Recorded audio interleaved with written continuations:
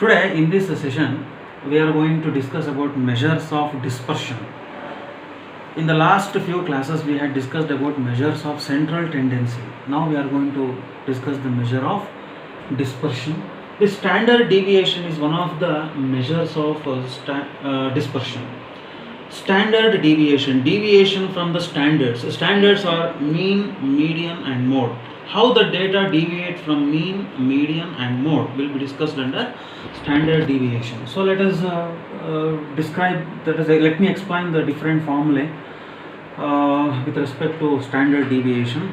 As we know, we have individual series, discrete series and continuous series of data. There are three methods: direct method, assumed mean method and step deviation method. This also we know very well. From each section under individual series, the formula will be this: sigma is equal to, sigma is the symbol for standard deviation, so SD stands for standard deviation. Sigma is the symbol we use for standard deviation. There are two types of sigma: capital sigma and small sigma. Like in English, how we have English, uppercase English alphabet and lowercase English alphabet, we will be having capital sigma and small sigma. This is for summation, this is for standard deviation. So this is what we use. Now sigma is a standard deviation. So sigma is equal to root of sigma d square by n, where d is a deviation from the mean. Here we have taken x bar as a standard, so deviation from the standard. Similarly, in case of sigma, in case of assumed mean method, sigma is equal to square root of sigma d square by n minus sigma d by n whole square.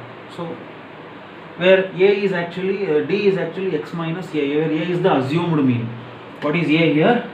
A is the assumed mean. In step deviation method, sigma is equal to root of sigma d square by n minus sigma d by n whole square into I. That into I is outside the root symbol, it is not within the root symbol. Here also deviation is x minus a. The formula will be a little bit varied with respect to discrete series and continuous series. These two are same. When it comes to direct method, whether it is discrete series or continuous series, the formula remains same. See, sigma is equal to square root of sigma fd square by n. Here also same thing. So in case of a direct method, whether it is discrete series or continuous series, the formula will remain same. Similarly, assumed mean method, here also formula will remain same. So root of sigma fd square by n minus root of sigma fd by n whole square. Here d square will be there, here fd square will be there. Here also sigma d square will be there, here sigma fd square by n. Okay, so small changes that we need to remember. Same formula here in both the cases.